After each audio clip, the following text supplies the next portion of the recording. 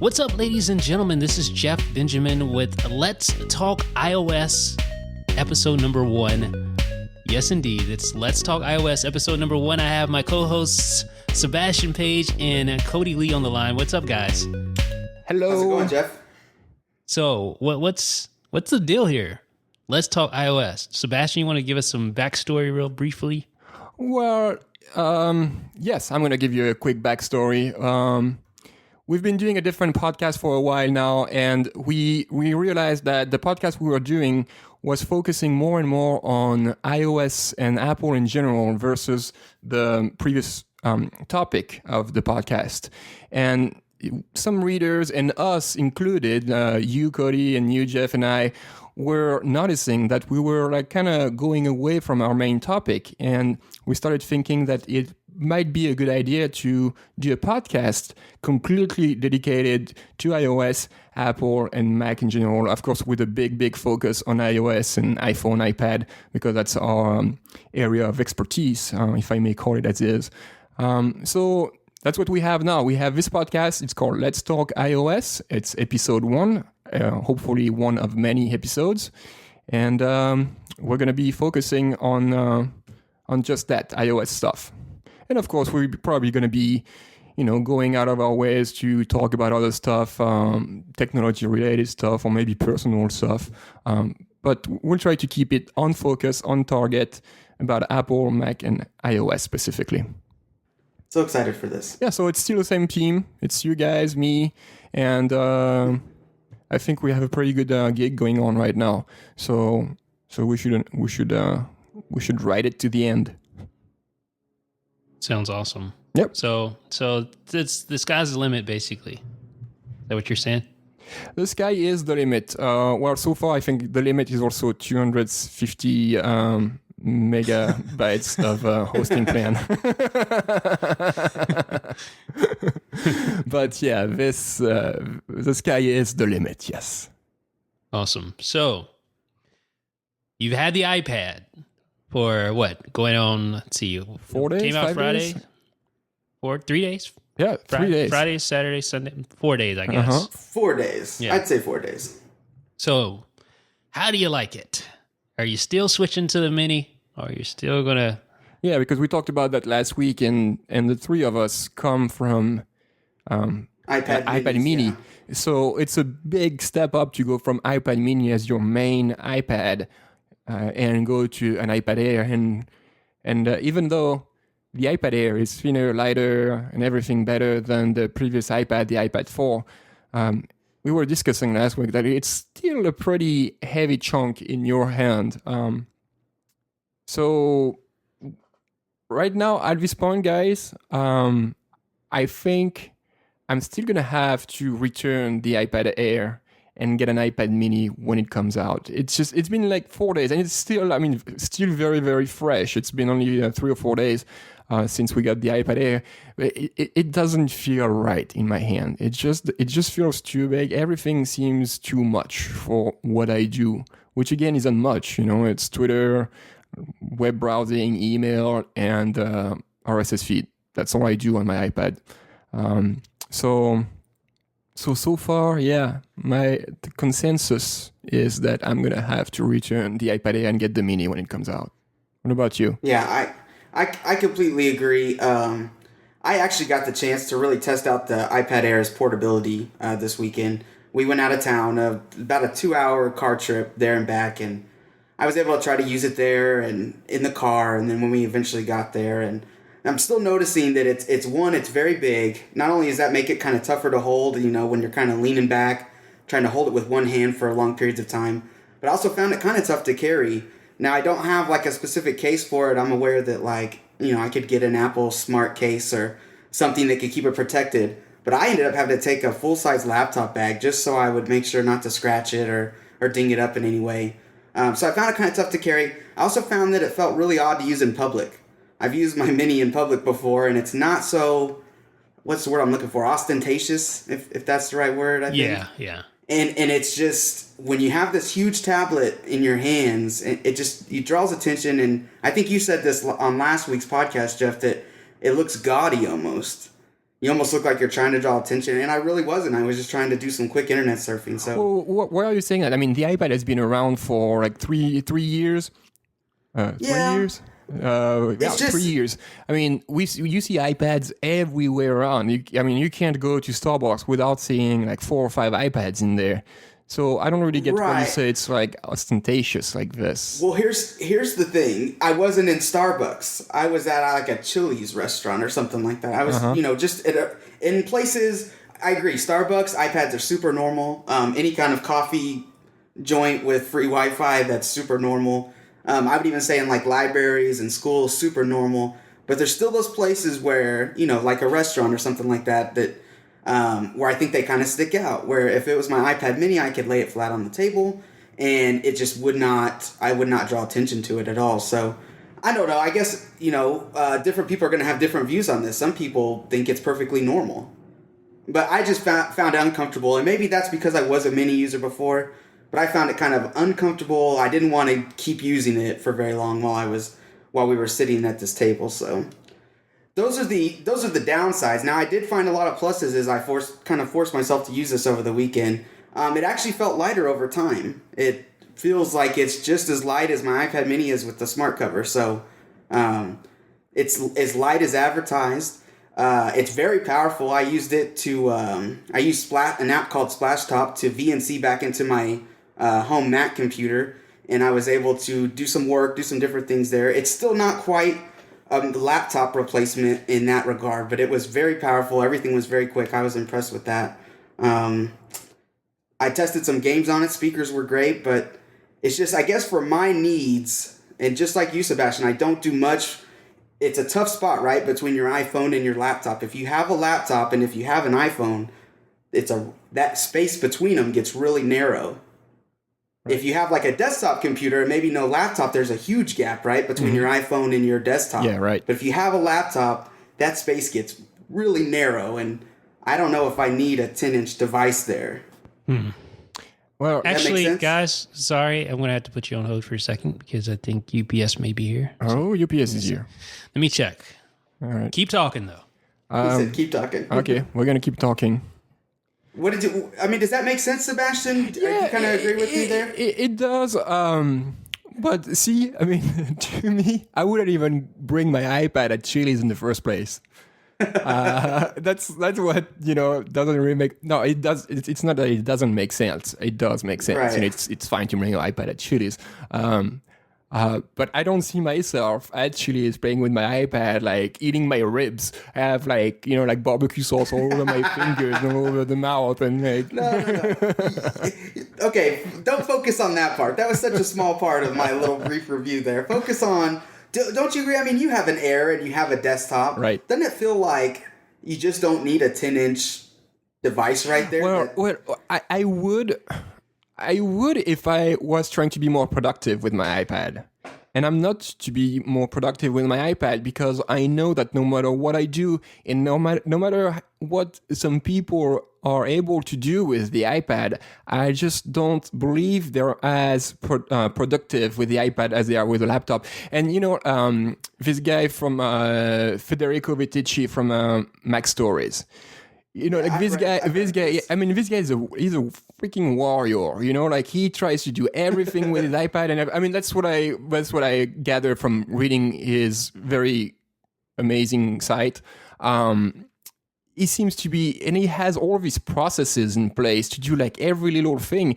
And to me, it sounds more cumbersome to work your way up there to make it a convenience, because no matter what, you still have this little keyboard, you still have this little screen, and you can't just like copy paste things easily. You can't just change tabs very quickly. I mean, there's many things in our job, in what we do, that I can't do with an iPad as much as I would love to. And I tried like a year or two ago. I was like, I'm going to try to work from my iPad and can replace my MacBook Air or Pro at the time. Exactly. And it just didn't work. It just... You guys, no. I cannot agree with that. Oh, you're back? Yeah, I'm back. Did you see the post I posted on Twitter? I say, okay, that's perfect. You're right back on time. We can talk about this because I don't know if you were listening to what Cody and I were saying, but I was just saying that it doesn't feel you can be as productive on an iPad as you are on a laptop. And I'm pretty confident that if we do a contest and we have several tasks to accomplish, say, write a 1,000 word blog post with 6 images and with proper linking to sources and everything. Can you do this in a given time? I think I would be much faster than you are on your iPad. I would be much faster on my Mac or whatever laptop than you are on your iOS device. I mean, yeah, you would, but that's not the entire picture. I think you're missing sort of some of the benefits. Okay. You would be faster in most cases, yes. Right. But significantly faster, I don't know. That's still, depending on your workflow, that's not necessarily true. Also, you have the benefit of being completely distraction-free on your iPad because there is no multitasking. There's no true multitasking. When you're focused on a particular task, that's the task that gets all of your attention. And I don't know. I think the portability of the iPad lends a lot to working from it. And I think it's definitely possible now more so than ever to get real work done on an iPad, especially with new features in iOS 7 like iCloud Keychain. Dude, the post I wrote today, obviously it would have been it's my first post with an iPad. So I'm still getting used to it, but it's so much better now than it was 2 years ago on on an iPad 2 or whatever. It's just blogging from an iPad is now possible just using the native WordPress. Like you could just log in directly from the actual site, like not using an app. It's so much better now than it was, a few years ago, even just a year ago. Mm-hmm. It's ridiculous. I think you should try it out just to see. Mm-hmm. Like you can upload images directly from your iPad. Right. I don't know. It just. So can you walk us through this post that you published on IDB a few minutes ago with some thoughts on iPad Air? So again, this thought was entirely made on iPad, right? Completely. So we're talking photos and videos, video editing, video upload, everything. Obviously, the typing has been done. I can see you have the proper tagging for the post too. So can you walk us through how you did? What was your workflow here? How did it start, and what did you do? How did you make it happen? My workflow, first of all, let me mention that I use an iPhone and an iPad to do this post. Right. The iPhone was used for video and pictures, and the iPad was used for typing and uploading and editing. Okay. So I used basically 3 apps to get this done. Safari, iMovie, and GarageBand. Those 3 apps were used to get this post completed. So walking through, I guess first thing is just writing the post. That was obviously pretty easy, and just using Safari browser or using Editorial, which is an app by Greg Pierce, who, I don't know if you guys are familiar with Pythonista or... Yes. So that's an app that does a lot of automation and stuff like that. Makes it easy to do tagging and all sorts of really cool stuff.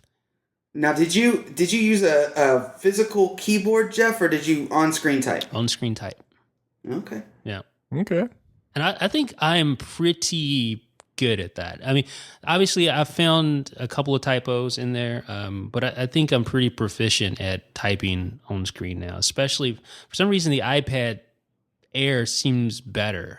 I can't really put my finger on why that is, but it seems better for typing. Well, do you use... here's your next question. Do you use the full-size keyboard, or do you split keyboard and use your thumbs? Full size. Okay, so that's why it's easier, right, than on the Mini, because it's a lot larger. The buttons are a lot larger. Yeah, I don't think... I mean, if you just want to have an iPad, not any separate keyboard cases or stuff like that, the iPad Air is the best way to go for typing. Hands down. Sure. Yeah. So I guess, Sebastien, if you want me to walk you through the post, of course, I wrote the post and then I created a video just using my iPhone's camera, cut it all up using iMovie. On iPhone, or did you move it to the iPad and edit it on iMovie for iPad? Yeah, I used, what's that? AirDrop? AirDrop, yeah, exactly, to transfer. And that's so great. That's what makes like the workflow is just so much improved now because of AirDrop, just being able to quickly transfer files back and forth, images back and forth between both devices. You don't have to be on a Wi-Fi network. You don't have to upload to Dropbox and then, pull it back down. So that makes it a lot easier. And then like iCloud Keychain on Safari, like being able to log in without having to like go into 1Password or copy my password, paste it in Safari. Just being able to log in instantly makes it so much less friction involved in creating the post. And then of course I can upload directly to YouTube from iMovie, and yeah, that was pretty much it. I mean, interestingly enough, like the video you embedded on the post, have you noticed? I don't know if you've noticed, but it doesn't have the black bars at the bottom and at the top. I know, that's so weird. Right. I've been looking. Well, I haven't been searching the solution for this, but I've been looking at videos that are posted online, and it appears to be like a kind of a random problem. It seems like some videos we embed on IGB don't have the black bars. Some of them do. Most of yours usually do. This one doesn't. I don't think the problem comes from the site or any kind of plugin we might be running or something. I think the problem comes from the uploading or something on YouTube. Something. Yeah, there's obviously, I'm thinking it may be like just uploading from YouTube's, their desktop. Native site. Yeah. Native browser. Like this upload went directly from iMovie to YouTube. And granted, the movie, like the video wasn't like, top tier quality or anything like that, but I thought it was pretty decent. That was pretty good. To be... Did you re-record audio on top of the video? See, I did GarageBand for audio. Okay. And the nice thing about on the iPad Air is it's so fast that I can actually run GarageBand in the background and do my audio recording while iMovie is running. Okay. And up. GarageBand's running in the background. It's just pulling in any audio that comes through. And then I run iMovie on top of that to sort of get my markers right and all that. So you can basically run two apps at once like that. Pretty powerful stuff. And how long did it take you to do all this, to get the post composed and everything uploaded and posted? It's hard to say because I started on it, I think, last night. And I just went to sleep and woke up this morning and I had other things to do and it's just been a really busy day. But I think total time was probably about 45 minutes. That's it. Yeah, I guess that's total, pretty impressive. without any kind of, interruptions, it was probably about 45 minutes. And I'm sure it could be much faster than that once I get the workflow. Like that was with a lot of experimenting, like with GarageBand and uploading. I think I had to upload twice or something like that. And, but I think the iPad Air is a serious, like for real, no joke. It's a serious work machine. Like you could actually get stuff done with the iPad. So will you be using that in the future instead of your Air? Or, I'm sorry, I guess to clarify, instead of your MacBook Air. Yeah. You know what? I think I want to go a week. I want to try an experiment where I just do not work from the MacBook Air. I want to try that. And I want to make like a series of blog posts about my experiences and, the possibility of this. And is it something that's possible or not? Didn't you run such an experiment about a year ago? I think so, but I got it. It was so terrible. Like the experience was so bad. I don't think I ever finished it. It was so hard to work on an iPad then, just because it was slow and the multitasking was bad. The video was bad. Another thing I have to say is that video capture on the iPad Air is a lot better taking photos. Like I can actually take photos with it now, and I wouldn't be ashamed to do so. So I think this is a powerful, powerful machine. I think it shouldn't be slept on as far as how much potential is there. Right. So I think this is funny. If you haven't been listening to the last few episodes, Jeff's been on a minimalist kick in the last couple of months, and he actually downgraded from an iMac to a MacBook Pro with Retina to a MacBook Air, and he is now trying to work his way down to just an iPad. That's incredible, Jeff. Just an iPad with no keyboard code. Yeah. If everything goes well, by the end of next year, he'll be working from just an iPhone. Right?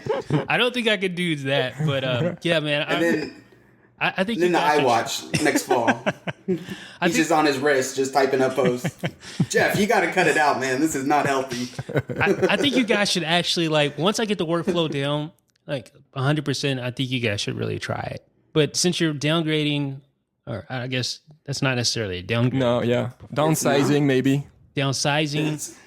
I don't really know how possible it is to work from the iPad mini. You know, I wouldn't want to work from mini. Here's my bottom line, and everything you said rang true, Jeff, because what I'm discovering is it's tough for me to justify carrying both an iPad and a laptop. If you're going to go somewhere, even if it's just like an overnight thing, it's tough for me to justify carrying both. So I would want to do one or the other. Now, if I had work to do, I would want to take my MacBook. That's how it stands now. But if I just want to do light browsing, I would want to take an iPad. Well, I would want to be able to not have to take both of those and be able to do light browsing and work. And I don't feel comfortable at this moment. I would love to try out your workflow if you get that down. But I don't feel comfortable at the moment doing full posts, doing work on my iPad. And so that's where I stand. That's a big reason why I'm taking this back, because I think you're right. This is for people who want to be really productive on the iPad, and that's just not me at the moment. I'm very much more comfortable doing work on a MacBook. Yeah, that's understandable. And I agree with you. I don't think, like, this is not something you want to take. You don't want to take both. It's either one or the other. Right. When you have especially if you have an Air, exactly. MacBook Air, it's like you're almost carrying the same device, sans maybe a physical keyboard and then some of the multitasking and other features of Mac OS X. I really think the iPad could benefit from, stealing some features from OS X Mavericks maybe in the next year or two. It'd be nice to see Apple bring some of those over. What features in particular? I would like to see multitasking. We've seen it. We've seen other manufacturers do it where you do like split windows, split app screens, right, and things like that. I don't know how much trouble you had with the non-multitasking, but I don't know. Maybe you kind of put me on the spot here.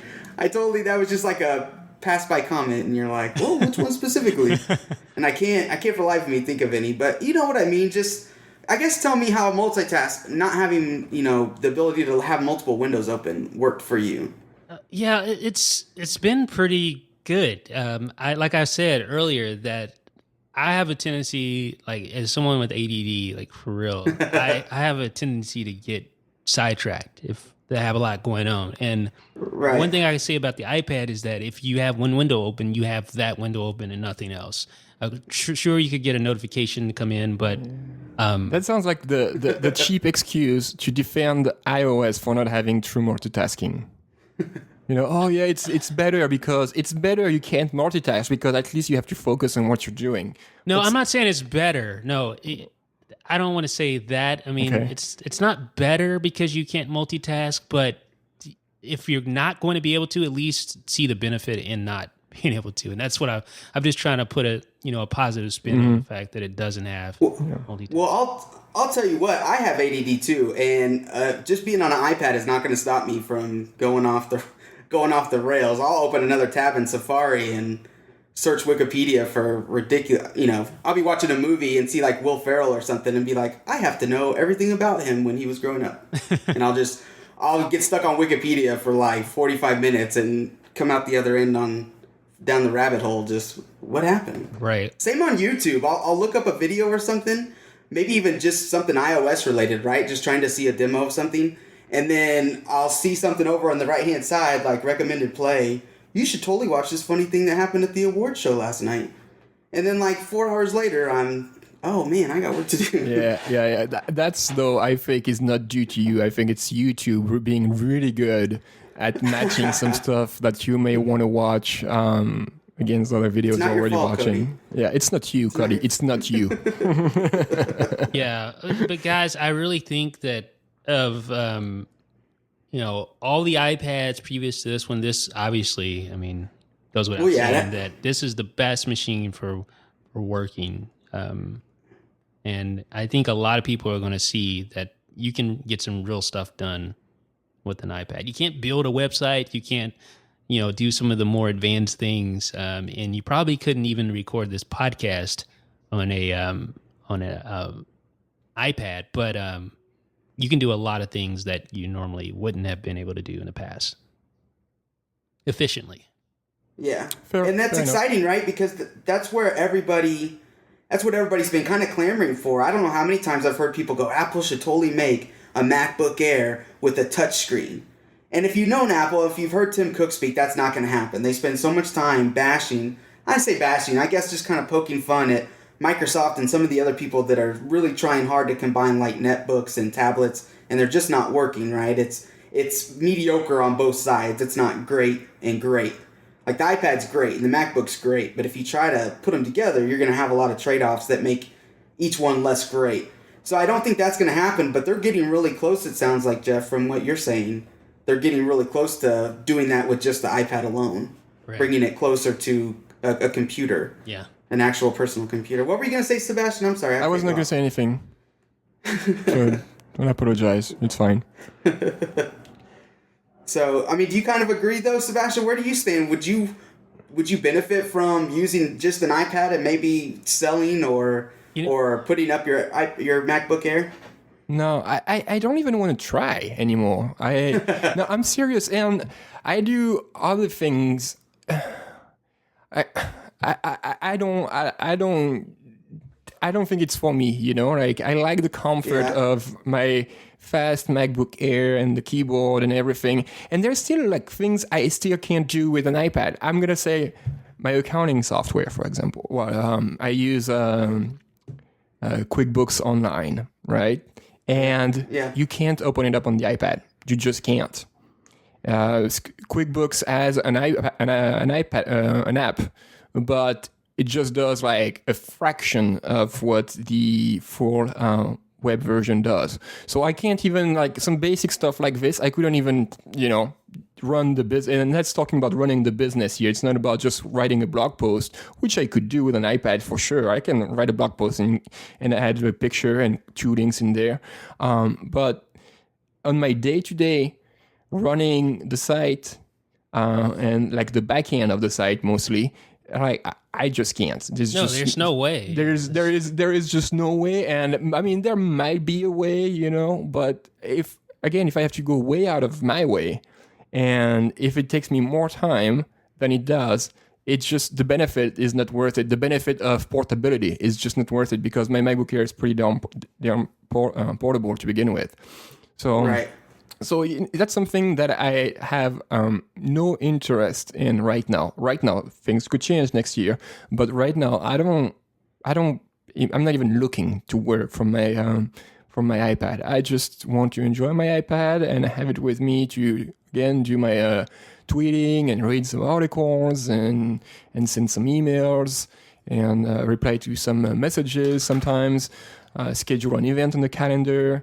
And check the App Store for new apps, and that's it. That's all I want to do. And again, it's a preference, It's a personal preference, and I'm not being stubborn saying I will never work on an iPad ever. Things could change, but as of now, it's not my cup of tea. Yeah, and if your thing was just all you did was blog posts, that's all you did, then you would probably be much more receptive. I would definitely consider it because I did it when I got the iPad 2. I wrote a few blog posts and it was not very convenient, but I did it just to try it, and it works. It's pretty fairly simple to put a title, type some words, and include some links, and put an image at the top. Yeah. Back in the days, though, like 2 years ago when I tried, like the WordPress app was not nearly as good as it is now. And I don't even use that. Like, that's still garbage to me. It is still. I don't use that. I mean, I would not use that. I would use probably Poster. I'm not even sure it works on iPad though. Poster is not even available anymore either. That's but it was updated though. Yeah, it was updated, but you had to still have the app. You still had to own the app before. Yes. Right. So if you own the app, you can get the update. If you didn't purchase the app before, you can't purchase it, which means, you can't have the update, obviously, if you can't purchase it in the first place. Yeah, but I think the native website is way better than any app because you can do featured images easily. Right. You can upload directly easily. You can do your alignments easily. It's basically just like working from your Mac. There really isn't any differences. There may be some subtleties, but not anything that's a deal breaker. So, I'm going to report back to you guys and let you know how this is going. But I think this is definitely something that I'm going to, really take seriously, especially now that I have T-Mobile's LTE iPad. I was just going to ask that. Now, since I was kind of out of town this week and I didn't see what went down with that, I know that initially we were all excited for T-Mobile's free 200 megabytes and all this that they were offering with the iPad Air. What did you find out about that? And did you have to trade in your iPad or did you originally have an LTE model? It was just a nightmare. I woke up. It's been a nightmare for them too, hasn't it? Yeah. I went to the T-Mobile store. I called 3 of them and they all reiterated the same line that no, you have to be a customer, or if you're not a customer, you have to pay $10 or something like that to get on, T-Mobile. That's not the case at all. What I did is I just took back my Wi-Fi iPad to the Apple store, returned it, and got a 32 gig T-Mobile LTE iPad with the SIM card already installed. And then all you do literally is just go through the setup on the iPad. You don't even have to step foot inside a T-Mobile store, and then you get the free starter data, quote unquote, that's 200 megabytes every month. Wow. So you don't even have to mess with T-Mobile. No, I don't even need to put my credit card in. If I just want to use starter data for the rest of my life, or the life of the tablet, then I could just do that. Now, does that just pull from your iTunes account then? Nope. You just create a T-Mobile account, like when you first are going through the provisioning or the setup of the iPad, and it creates you an account. It sends you an email. You verify your email address, and you get 200 megabytes of data. Wow. See, that's awesome because after reading, and like I said, it's just been a PR nightmare for these guys. For anybody who missed this, T-Mobile advertised, hey, we're going to give you 200 megabytes, a free monthly data service on our network if you buy a T-Mobile iPad. They said no strings attached, and then Jeff found out, and a lot of people found out on launch day last week, that they were told at least, you had to pay $10 per month if you weren't already T-Mobile customers. You didn't already have your phones on their network. So that was going to be a bad deal, right? Because that went completely against how they originally advertised it. I guess since they've either backtracked or they've kind of reworded things, and it sounds like Jeff that, from Jeff's experience, that they're actually allowing you to get that 200 megabytes for free and not making you pay regardless of whether you're a T-Mobile customer. Because you're a Verizon customer, aren't you, Jeff? Yep. Okay. So that's super cool to me because now I'm still more than likely going to return the iPad Air, but when I get the Mini, I'm very interested in getting the cellular edition for T-Mobile so I can, I'm not away from home a lot, so even though 200 megabytes is really small, that might come in handy in a pinch. It's good just for push note, emails. You're just using it for that just to keep your emails coming in. That alone will take care of that for a month. Every month. Exactly. You're not going to get 200 megabytes of push notifications coming in there. So, yeah. Sebastien, are you thinking cellular or are you going to stick with Wi-Fi just because you're at home most of the time? I'm going to stick with Wi-Fi because I'm home most of the time, or because in most places I go with my iPad, there's Wi-Fi. Starbucks. Yeah, and if by any chance there is no Wi-Fi there, I still have my iPhone, which I can tether and use it as a hotspot. So I can see in your video, Jeff, about your thoughts about the iPad Air, you took a little jab at me by saying some people say that you can use your iPhone as a hotspot and to get internet on your iPad, but this is not convenient. I was like, oh, I see how it goes. He said, That's just directly for me. But yeah, so I wouldn't have much use for a cellular iPad. That would be great. That's great to have. I mean, if tomorrow Apple said we're gonna give you an iPad mini cellular and we're gonna give you like free AT&T service, I'd be like, sure. I would not say no to that. But obviously, that's not gonna happen. And I'm totally fine with my Wi-Fi version. Yeah, I just think that especially with T-Mobile offering 200 megabytes every month for life of your device, I think that pretty much pays for the $100 price increase of the cellular model. And not only that, the resale value is ticked up somewhat as well. Because even if you think, all right, I'm never going to use this data, or I don't want to pay extra every month, well, you don't have to, because T-Mobile's giving you 200 megabytes free, and then you also have the opportunity to make more on the back end when you sell your device. Right. Well, and like you said, Jeff, it kind of pays for itself, because even if you only go a year, it's at least $10 a month for this extra 200 megabytes. It might even be $20. But for the benefit of the doubt, let's say $10 over a 12-month span. That's $120. You've already basically paid back for the cost of the additional cost for buying the cellular model. And most people are going to keep it for longer than a year, right? Yeah, I don't know. It's I can see both ways, because I kind of flip-flopped on that as well. Like my iPad Mini, it was a cellular model, but I ended up like deactivating. I told Verizon, no, I'm not paying you $10 a month for this. I'll just tether.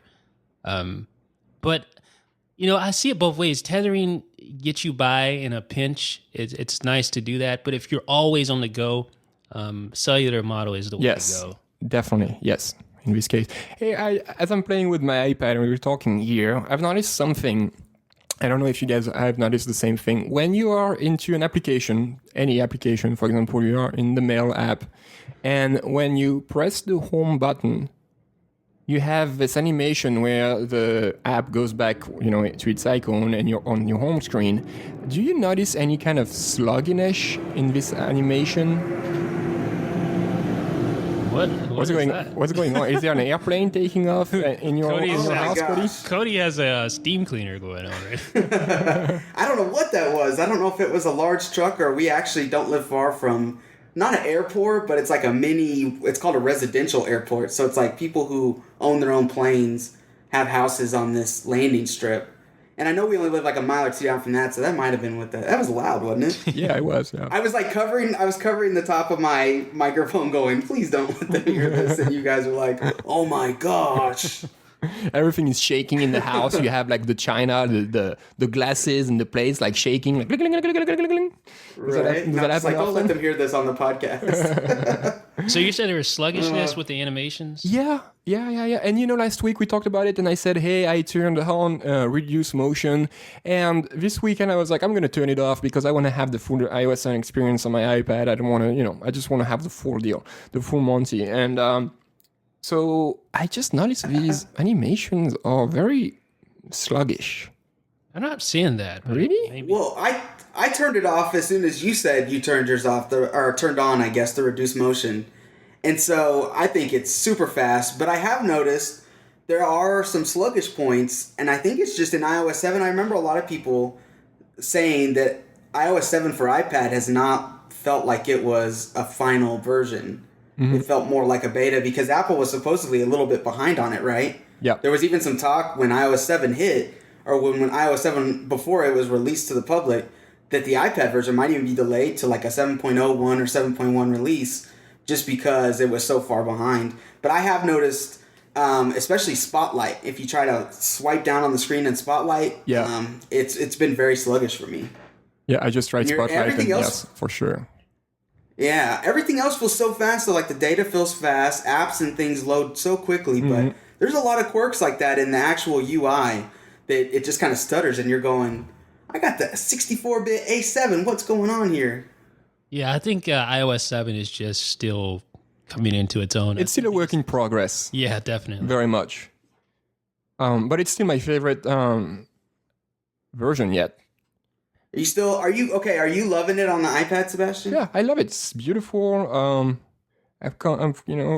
I'm okay with the icons now. I just don't see them again. I don't see them anymore. I mean, I see them, but I made peace with that. It's really the iTunes Store icon and the video icon. I just have a hard time. But everything else is pretty good. I mean, I love it. I love iOS 7 on my iPhone, and I love it on my iPad. And I think it would be very hard right now to go back to something iOS 6 looking. Ugh, I couldn't imagine. Yeah. Well, my iPad mini is still on iOS 6 because I just haven't updated it yet. And it's so this iPad Air is the first time that I have really played with iOS 7 on an iPad type interface. Yep. And it's different to me. I don't know if I like the huge the dock icons. I don't know if I like that part at the bottom. I think I actually prefer iOS 6 in that regard. But it's still so fresh to me that I'll like you said, Sebastien, I'll end up getting over it. Sweet, guys. Do we have some other cool things we can talk about? What happened to you, Jeff? You were 30 minutes ago or 20 minutes ago. You someone rang the doorbell and you got a package delivered. What was it? It's a Nexus 5. Oh, tell us more. Get that out of here. Well, it's the direct competitor to the iPhone 5S from Google. It's their new Nexus phone, and it looks pretty sweet. I haven't unboxed it yet because I want to do an unboxing for you guys, and then I will post it on IDB. Cool. But I'm looking forward to doing some benchmark comparisons to this from with the iPhone 5S and doing some other screen comparisons and maybe photos. Maybe photos would be nice, like a few photos or a video would be nice. Maybe just to have a good idea of the differences in terms of quality. And I think I'm going to try at least, I don't know if this will be a normal thing, but at least for most of the big competitor head-to-head competitors, I'm going to try to do more like hands-on like comparisons, feature comparisons. Now, how much was the model of Nexus 5 you got? And I guess what model was it? I think it's $440 something. I think it's the white 32 gigabyte Nexus 5. Okay. See, I was really intrigued by the Nexus 4 because at some point the entry level price dropped down to $199, and I thought, you know what, that's perfect. I can justify spending that kind of money because that's full retail. Yeah, that wasn't even subsidized cost. That was full retail, and I didn't pull the trigger. And I heard the 5 was coming. I thought I'll wait for that, and it's considerably more expensive, isn't it? Yeah, well, not much. I think the Nexus 4 when it first came out wasn't it like $300? This one, the bottom model was like $349, I believe. So it's not. No, it's pretty reasonable. Pretty comparable? Okay. Yeah. I will say that I thought the Nexus 4 was pretty trash. Really? It was pretty weak. Yeah. I've heard so many people, including people who were in the Apple camp, so to speak, journalists that, did the Apple beat. I heard that they really liked the Nexus 4. You didn't like it at all? I did not like it. I thought the design was horrible. It did not feel good in your hand. I didn't like the look of it. But I think this new 5 is pretty nice looking. I'm looking forward to unboxing it. Yeah, hopefully we can talk a little about it more next week. You can, once you have like a week time of playing with it, you can give us more details and give us your feeling about it. Yeah, sure will. I'll be doing that today. All right, folks. This has been like the first episode. It's it's exciting. It is exciting. It's new frontier kind of, but actually not so new for us because we've been talking about this stuff for a long time. Yeah, right. Yeah, and maybe next week we can talk about some of our favorite apps because that's like something that we've never done really. Yeah. And you know what? I have my little notebook next to me, and it's something I wrote down on it. I wrote Fantastical because that's something I actually wanted to talk about today. Because Fantastical 2 for iOS 7 was released last Wednesday, and I mean that was something that I had been waiting for a while, and I think a lot of people had been waiting for it for a while. So I just wanted to talk about it briefly. Do you guys use Fantastical? Yes. I do not. I do. You do? You have? Oh, I'm the black sheep here. Yeah. What do you use, Cody? Just I just use No, you don't. stock. You don't use the stock calendar app, do you? I really do because I'm not a You're not a scheduler. I guess I'm not an in-demand kind of person. Like I think I've tried to use those apps, and I've set up a bunch, as I'm reviewing apps for IDB, and it's funny because I put in like just because I don't have like a whole bunch of events to schedule, I'll schedule like when all my bills come out from my bank account, and then it's just like trash day. We have certain days in the most boring calendar ever. It really is. Yeah, it's like in Texas we have up until this point had like you had to water on certain days because we were in kind of a drought, and so I put the days I was allowed to water. And every once in a while, like to spice things up, I don't know if you've ever caught this in my reviews, but I'll put something really awesome like lunch with Neil Diamond just to kind of make it spruce it up a little bit. But yeah, I don't really have much of a need for all these features on a calendar. Yeah, to me, I mean, I don't use calendars much. I don't schedule many things. I certainly do not schedule the trash pickup date and stuff like that. But it's just the stock iOS 7 calendar app is just so how to say that bland, and it's so bland that it makes it very hard to see what's going on your calendar. And I used it for a while, and even though I've been using it for a while, I try to. Every time I would use the stock calendar app on iOS 7, I would have to think about how I'm going to do things. I was like, okay, I want to go back to the month view. Yes, I'm going to have to click there. I want to go back to the annual view. And then there was always like a split second of trying to figure out how to do this because it wasn't clear enough to me, and it's still not clear enough to me, like the way you have to do things on the stock calendar app on iOS 7. So I had been using Calendars 5 by the fine folks at Riddle. They do like all these PDF docs, apps, and scanners and all that stuff. Yeah. They have a bunch of productivity apps. So I used Calendars 5, and for the last month, I think I was using the beta version of Fantastical, and I was so excited about this because that was my app on iOS 6 for calendars, and that's my new app for iOS 7. Oh, I see there's an update for the beta version today. So install, okay. So I'm very excited about this. I mean, to me, like Fantastical is, well, some people say it's the way the stock calendar app should be, and it's definitely like this. But it kind of reminds me of the iOS 6 calendars app in its layout, but with visual cues that are much easier. Like I don't have to think when I look at my calendar at Fantastical. I have my monthly view in front of me, or I have the day ticker.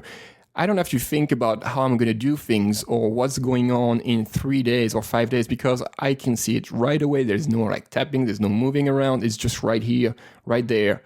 It's a serial interface. Like it's all right, this event, then the next event, then the next event. It's not like a whole bunch of spaces in between them. You know exactly what your forecast looks like for the next month or so, just with a couple of swipes. And of course, you have the little colored dots on each day you have an event scheduled. So, for example, I have my own schedule. It's a blue calendar, and I have my wife's calendar. It's a pink calendar. I have the travel calendar. It's a red calendar. So, if I see there is on On the 19, for example, I see 3 pink dots on their 19. So I see there is 3 events that were all scheduled by my wife. And I can just go there and see what's going on.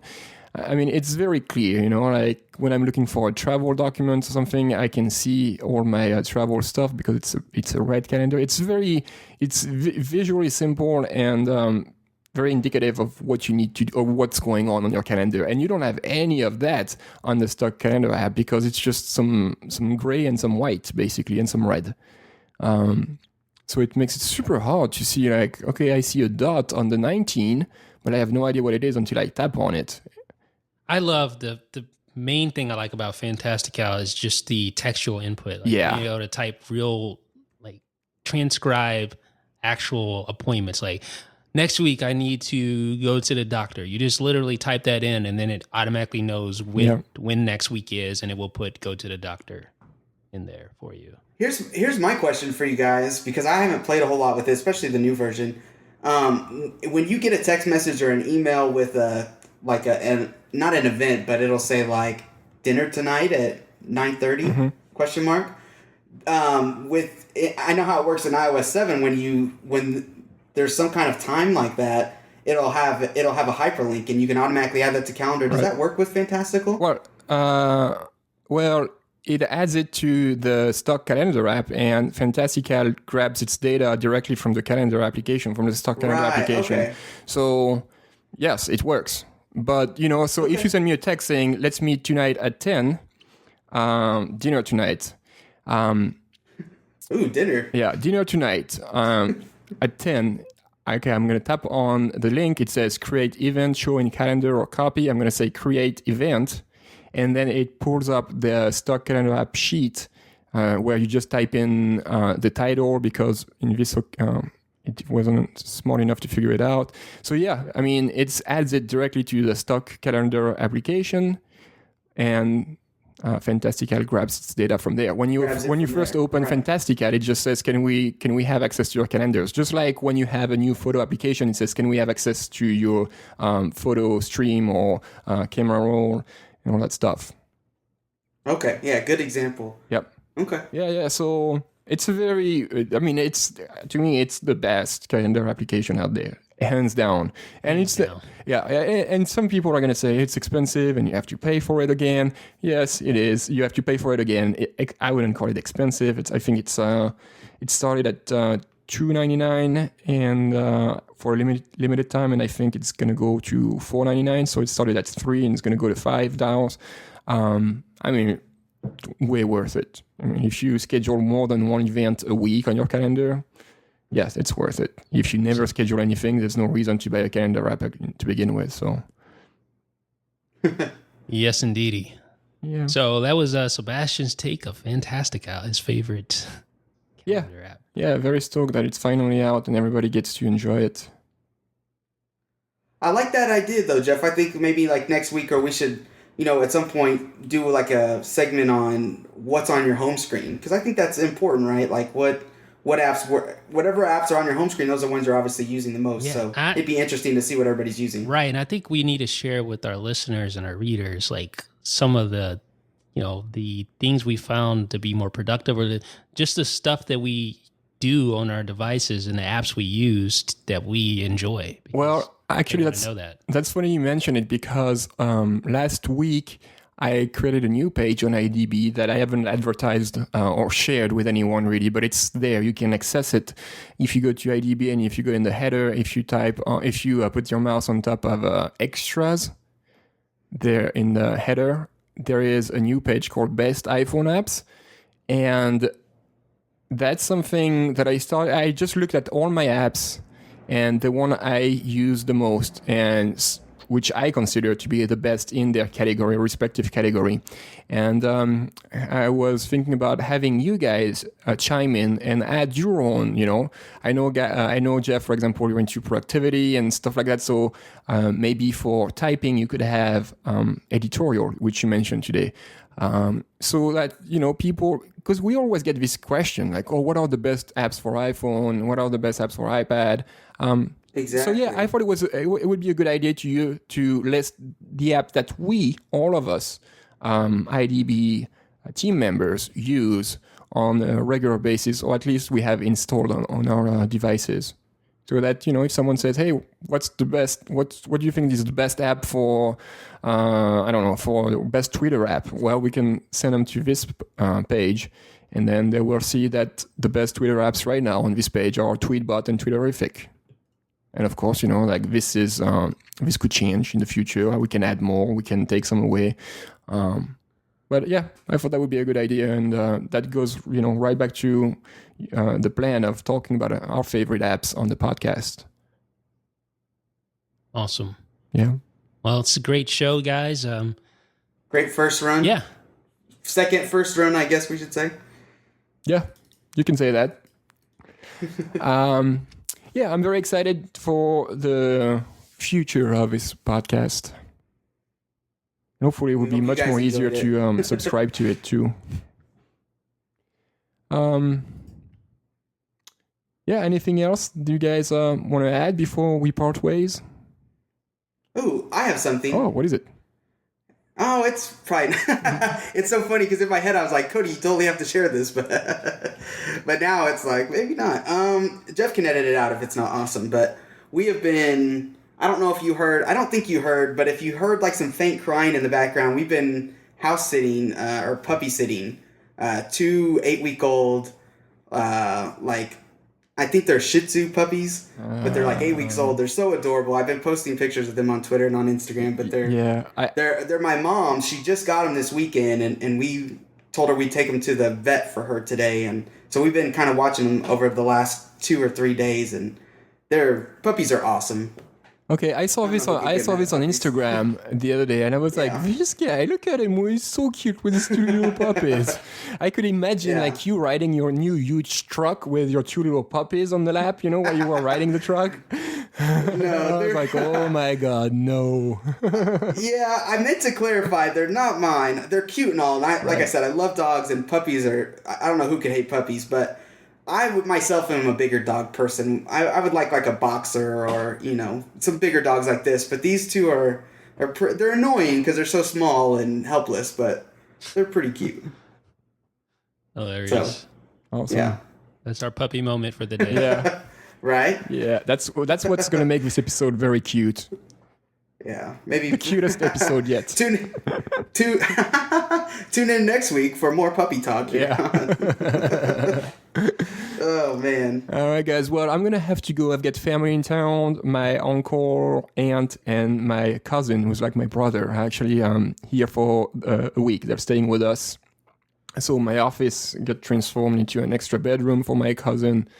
It's a little mess behind me, but it's fun. And I'm gonna go take them out in town and do some visiting and some shopping, and go spend their strong euro and turn them into cheap dollars. So that's good for them.